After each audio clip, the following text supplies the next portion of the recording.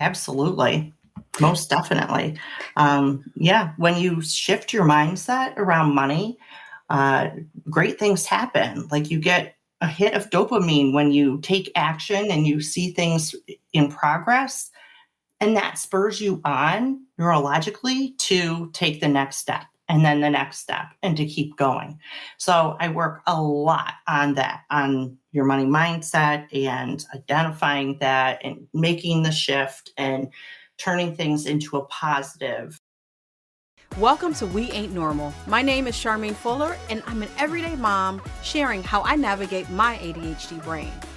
Each week, we share tools, inspiration, and resources to help you uncover how to reclaim your time, energy, and focus. So thanks for hanging out with me today. Now on to our show.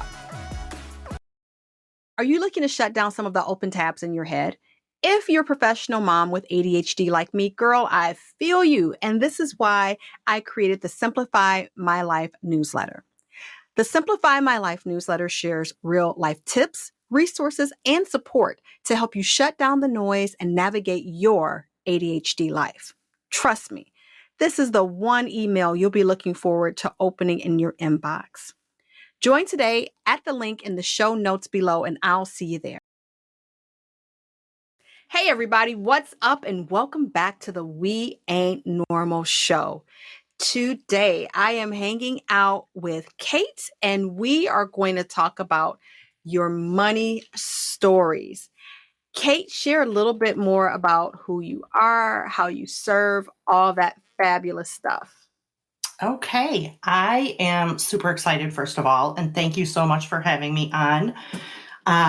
Yeah, I got started in the financial industry in 1997, so it's been a minute. That's when I first got all of my licenses to be a financial advisor and trade stocks, options, futures, all that fun stuff. And over 25-ish years, I have worked in several different segments of the financial industry.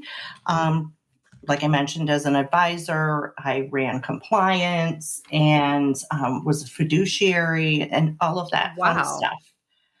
That's Yeah, some deep stuff. it When you said is. fiduciary, that's like if you don't know, fiduciary is like the real of dealing with money. If I'm not mistaken, you were the person that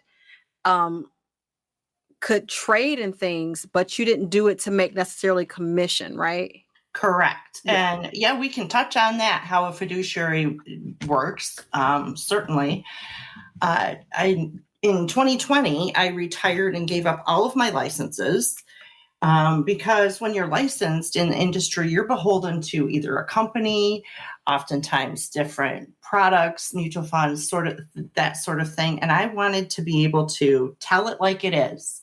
And thus, I started out on my mission to educate, coach, and empower women to have confidence in their finances, starting with what they have and where they are.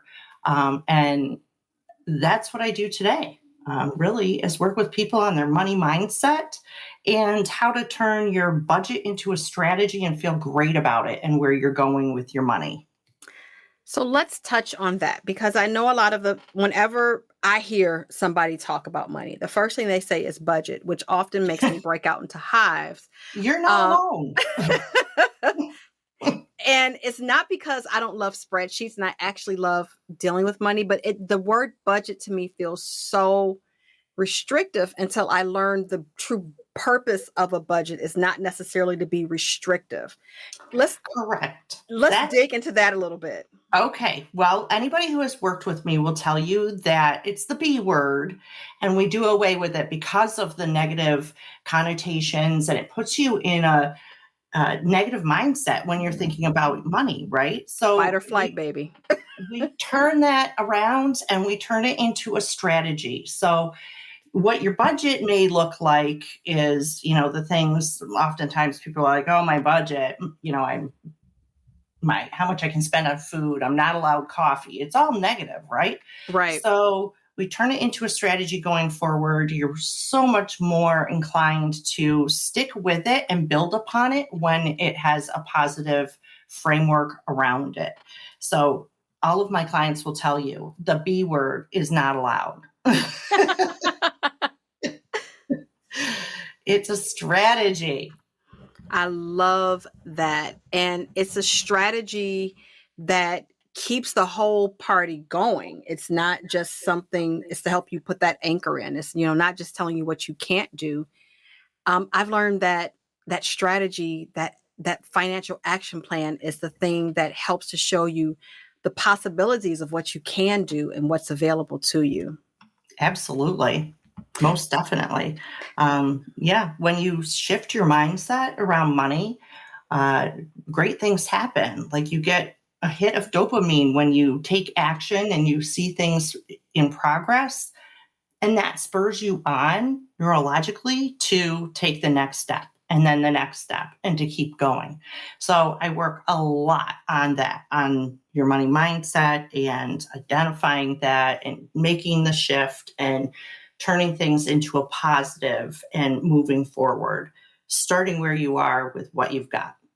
So how can a lady start getting clear and noticing her money mindset? Because I think we go through life just so haphazardly, right? Where I go to work, I do the things, I buy groceries, but how can one begin to notice? How would you recommend that? Well, it's as simple as, how do you feel? What are your emotions around money? Do you dread talking about money? Are you excited to talk about money? Are you feeling like you have control, or are you feeling like, oh my gosh, I can't even look at it? It causes me so much stress and anxiety and just worry. So just identifying thoughts and emotions that you have when somebody says to you money and the B word, that will give you an idea exactly where you are with your mindset. And mindset has become such a big word these days. Everybody's talking about mindset around this and that. But what it really boils down to is how you manage it and how you make the shift. You said something really important that I feel like, and I know for myself personally, I know that's like kind of weird to say that, but for me, I know that feeling is so underrated, right? That when we think about feeling sometimes, the first thing is like, well, I can't do what I feel because that means I would just go and twirl in flowers all day. And it's like, well, that's not really your highest valued feeling, right? And so it Right. sounds like what you have women doing is just really getting in tune with what the current emotion is around it and how they're feeling about it, to begin to shift how they're feeling or experiencing money in this particular moment of their life. What is the journey that you take women through to begin to unpeel those layers? Because I know from experience, it ain't an easy ride, right? It's your stuff that you're unpacking. It's your mom and dad stuff that you're unpacking. It's your grandma stuff that you're unpacking so much when you go down this money journey. How do you suggest that, women get started to unravel this? It is a journey, first of all. Absolutely. It's not something that you shift overnight and tomorrow you're all set and running forward. Really, the first step is to identify your mindset. And there's generally 4 different categories that people fall into. And I'm going to share a little bit on those. And as I go through, as you're listening, likely you'll identify yourself in them or somebody that you know in them. And before I do that, for a quick second, just know that everybody's mindset around money is different. It comes from all sorts of places. It's impacted by your generation, your where you are, your geography, all sorts of different things. So mindset is a multitude of things, and kids growing up in the same family can have different experiences Yes. and end up with different mindsets. So really, the first step is to identify your mindset, and scarcity is one that probably most people are familiar with, that, right? The belief that money is limited and you must be on guard to prevent loss or depletion. right? A lot of people carry that. And then another one is growth, seeing the potential for expansion and abundance, and having some confidence in knowing that you can make more money, right? It's not in a finite number for you. Fear tends to be a big one for folks. And that's just the anxiety, stress, and worry all wrapped up together. Oftentimes people are frozen with fear. Sure, you've heard that expression Yes. before, and that they don't know what to do, so they're going to do nothing, which is not the right answer. You need to take control and move forward successfully.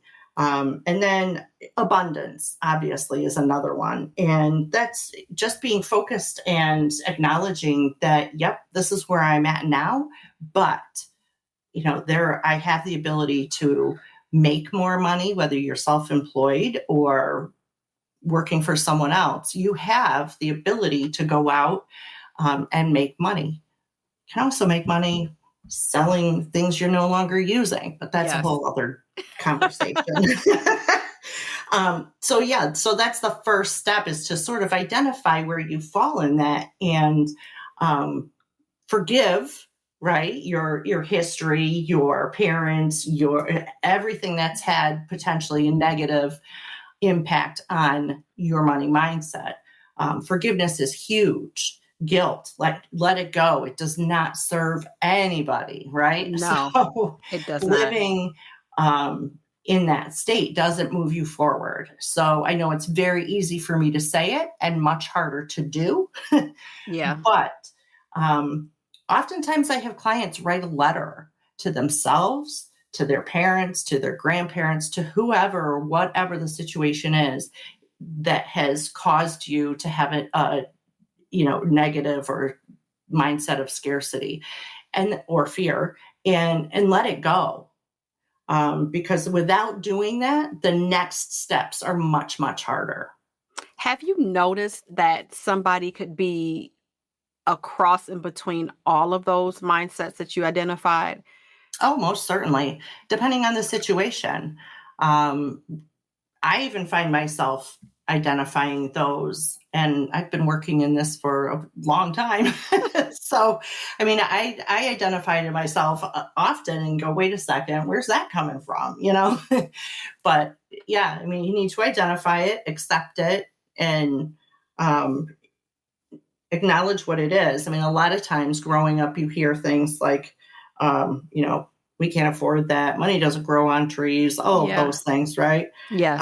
And we end up saying to ourselves a lot of negative things, right? Along the way too, like, I'm not good with money and things like that. So acknowledge the limiting beliefs is a huge part. So, it may be an unsure situation where if you're presented with an opportunity, a business opportunity or personal opportunity, and you go, oh, that's more than I thought, or something like that, then it just causes you to pause. And that's okay. That's totally normal.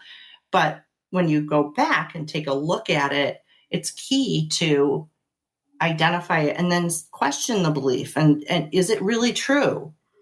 Is that beyond what your expenses or your strategy will bear at this point in time?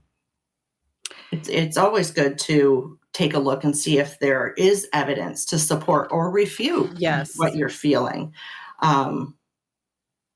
Like people that say, oh, I'm bad with money. Is it really that you're bad with money, or you just don't want to deal with it? Or you just don't have the knowledge or the tools to do what you would like to do. And just digging into that, even going back to when, you're talking about the different mindsets and how those come back, come and manifest in your life, is like when my mom or dad said, money doesn't grow on trees, or like whatever. When I go back and dig into the story of when they said that and what happened, it's like, oh my gosh, my dad was in between jobs. This was going on. And it wasn't necessarily that they didn't believe that money grew on trees. It was just that they didn't have the income at the time. And versus, that was that deflection of like the 70s and early 80s versus me telling you I don't have it. I have to now make you feel kind of bad for asking. Yeah. Oh, believe me, we are all have deposits of messed up statements, all Yes. sorts of things, right? And that's what I mean. Like, you write a letter to your parents and forgive them for that. And I mean, my kids are going to have to write a letter to me and forgive me too, because I've Yeah. said things to them like, that's just not going to happen right now. And, it just doesn't fit with the plan at the moment and things like that. And, you try, I mean, my kids are older now, so we have conversations about their requests and things like that. But, I'm sure I have said to them the B word, and that doesn't fit in it at some point in their life. Yeah. Because it's just, as a parent, you get so much input, right?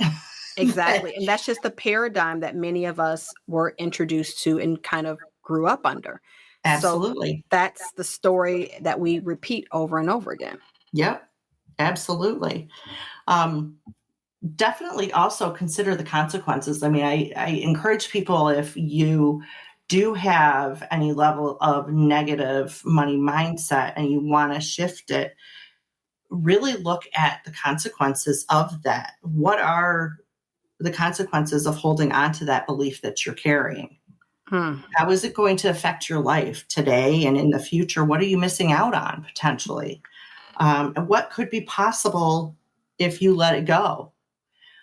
Because I think a lot of times people just kind of brush it under the rug, have the thought, don't acknowledge it, brush it under the rug, and then it really manifests and it builds. And rather than letting that happen, address it and take steps to change it. And now I'm going to get all biology on you, but there's neuroplasticity. And what that is it's the process of rewiring your brain. So if you catch yourself in a negative thought, and by the way, this works for anything, not just money mindset. If you catch yourself, or when you catch yourself in a negative thought, when you change it and you make a practice of it, and it's like muscle memory, it's like learning a sport, right?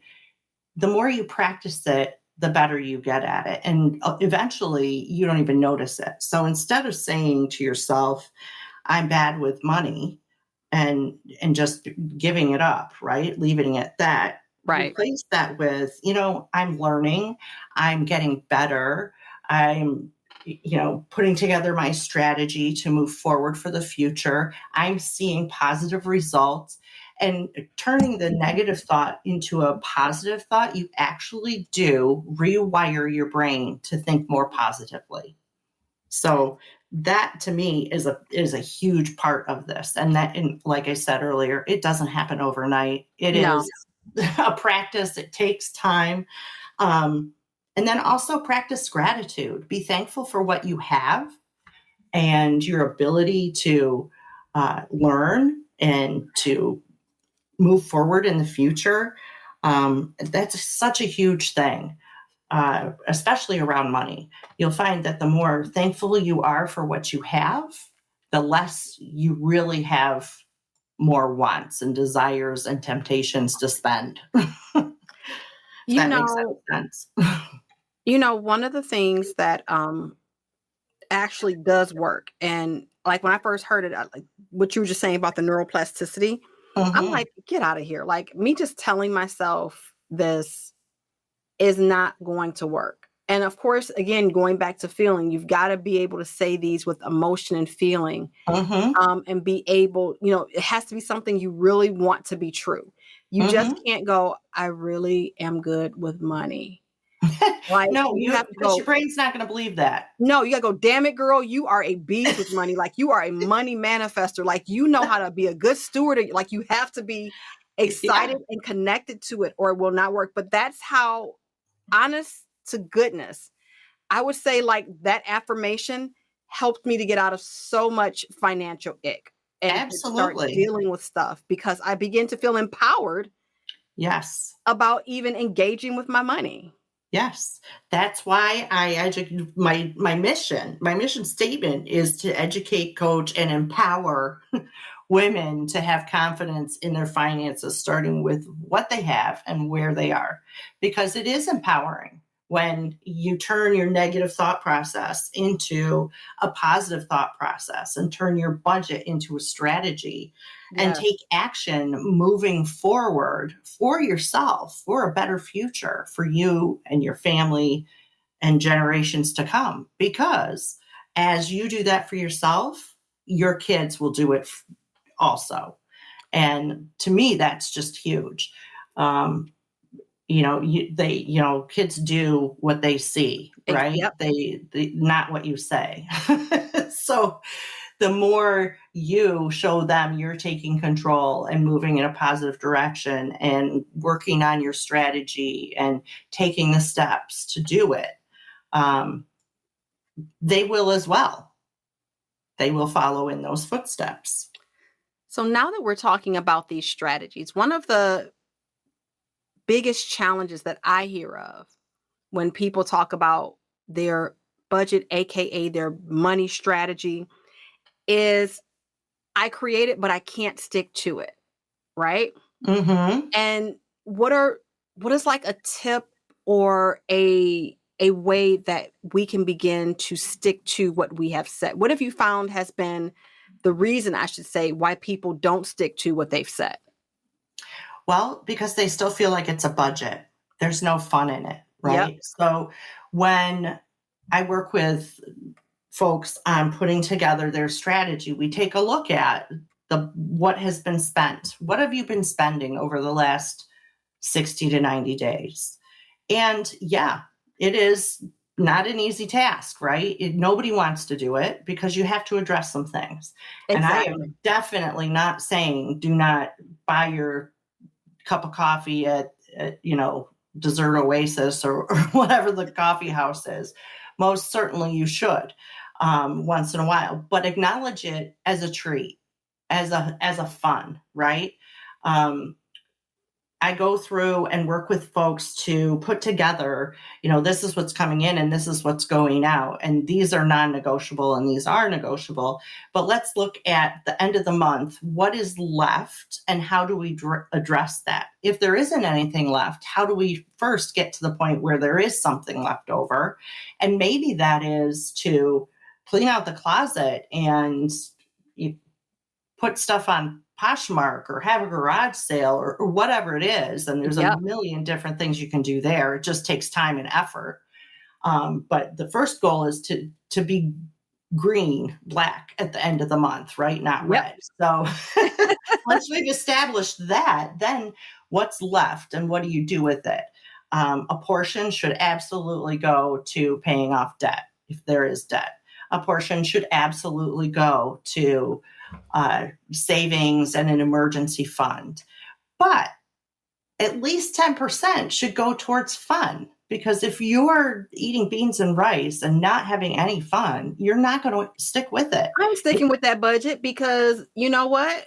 I want a slice of pizza at the end of the week, or I don't feel like cooking. Absolutely. Absolutely. So you have to be realistic with it. And a lot of financial coaches or, whatever they want to call themselves, talk about that in, give up your coffee, give up this, give up that, but you won't stick to it. So my biggest advice is when you're looking at it, make sure that you have a percentage that goes to the fun. You can't give all of that up because you won't stick to it. You'll do it for 3 days and then you'll go, you know what? This is miserable. And your brain will talk you into spending more or whatever anyway. We're biologically wired to take the path of least resistance and stress, right? So, just know that going into it. So build that in. If you build that in, you're going to definitely have more success in the long run. And also having a coach, somebody to hold you accountable is huge. Whether it's so important in the beginning. So important. Absolutely. Yeah. Putting together, something with a girlfriend and being accountability partners or having a coach or whatever, somebody to touch base with you who is not afraid to say to you, okay, I'm calling you out on that one. You're Exactly. not going to achieve your financial success in the long run if you keep doing XYZ, right? So you need to have somebody who's not going to just kind of let you get away with stuff. You need to have somebody who isn't afraid to call you out um, on issues and what have you going along. But definitely work in the fun, and going out for ice cream or pizza or whatever on Friday is fun, Yeah. right? That counts as fun. It doesn't have to be a huge vacation or whatever. Just have gratitude for the smaller fun things and know that you're doing the right thing, and have gratitude for the ability to do that. As we talk about this, it's interesting how the culture kind of rewards the deprivation of it all. And like you're saying, deprivation, if it's not fun, you're not going to stick with it. The Yep, gag is that at some point, like you said, 2 or 3 days in, you're going to be like, F this, man, I'm going to get the pizza. Like I felt absolutely. so constrained all week. And then I know from my personal experience, not only do you get the pizza, but you go on Amazon and you buy shit, and you're at Target. Absolutely. It turns into this insane binge. And then, like, it seems like the cycle that is being perpetuated by some of the money gurus and coaches out there is like, you know, if you can't deprive yourself, then you don't have willpower. And from Right. what I'm It's hearing like a you say, it's diet. nothing about willpower per se. It's about, I love how you're tying feeling into this. If you can't connect with it on a feeling level, you're not going to stick with it. And if you don't leave space for joy, you're not going to stick with it, because we should have joy in our life. Yes, should you maybe Exactly. cut down on some things? Yeah, but don't cut them out. Like, still have a plan, but don't deprive yourself of living life just because you're eliminating your debt. Then Yeah. you're not going to be as engaged in eliminating it if you have nothing to look forward to after you get done working, 40 to 50 hours a week. You know how much better that ice cream or pizza tastes on Friday when you have achieved your financial goals and stuck with it through the week? Yes, The satisfaction of that, and the appreciation and gratitude, and just it's more of an experience. It tastes better, it feels better, you've achieved something, and it's a reward. exactly. I absolutely love this. One final question. Well, not my final question, my second and final question is, during this time, I mean, I feel like we're always in a time of financial uncertainty. It just depends on your perspective and where you are, right? Oh yeah. Um, how can we begin to either set ourselves up or move through financial uncertainty, like when something, a job loss, or um, maybe we're making a certain amount of money in our business and this month we're not? How can we navigate that, like, with a lot more ease and less stress? Well, a couple of things. One would definitely be to take a look at any outstanding debt. In preparing for an economic downturn, and you can't see me, but I'm making quotes. um, in a situation where you're thinking there may be an economic downturn, it is a really great idea to reduce the debt load that you carry. In a perfect world, you don't have debt, right? So, Right. but in reality, people do. So, moving into a potential economic downturn where things might be tighter, it's always a great idea to reduce your debt ahead of time. On the flip side of that, it's also a great idea to have an emergency fund set up. Yes. Um, I can tell you from experience that having money set aside in your emergency fund relieves the stress of the emergency. And your credit card is not your emergency fund. No, ma'am. Say that again. Say that again. Your credit card is not your emergency fund. um, in reality, having 3 to 6 months of expenses covered would cover an emergency fund pretty well. Now, if that sounds like a huge amount. I totally get that. And it's not something that you're expected to have overnight. It's something No. you build up over time. And it's not necessarily at the expense of paying off debt either. There's a balance.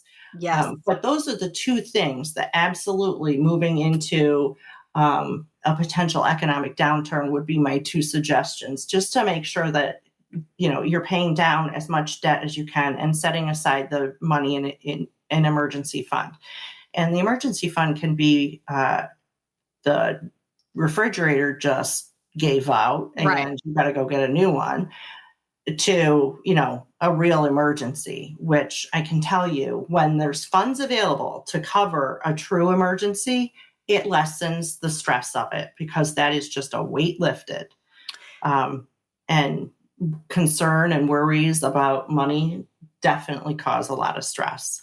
Exactly. One of the things that for those that might just be starting out with creating that, I know one of the things that we did is we started where we were. So, I know a lot of the places talk about what is your 70, 20, 10, or your 50. And those are percentages of, Mm-hmm. what your living expenses to be, what you're Yep. going to save, and what you're possibly going to have fun on, like whatever that looks like for you. We didn't have that at one particular time. All we, honest to goodness, had was like $10 extra per pay period. And that's where we started. What I Yep. discovered when we began to do that consistently, that money started to come out of some of the most unexpected places. I discovered that like weird synchronicity starting, like, my husband got a raise. He got, different things started to happen. Now we can double it and we can keep moving. So don't be ashamed or afraid of like going, okay, I don't have $100 or $50 or whatever to save. Save where you are. Start somewhere and trust Absolutely. as you begin, the universe will meet you and things will start to snowball quicker than you expected. Yep. And you'll find gratitude in that too. Yes. You'll see it grow, and you will feel good about it. When you see things build positively based on your actions, you get a hit of dopamine. It just is a fact, It makes which you want to do it then, more. yes, and it builds and you feel better. And not only do you feel better for that moment that you're looking at your account, but you start to walk around with more confidence in yourself as a whole. Yes. So absolutely putting together your strategy and starting with your emergency fund and with whatever you have. It can be $5 a week or whatever it is. But as you build that, little cushion will get bigger. Yep. And over time, you'll find that your confidence will build with it. Exactly, exactly, exactly. Okay, thank you so much for this. This is a huge life area piece that we all know that we need to show a little bit more love to, but sometimes we don't have the tools or even just not even be aware that something is not working right.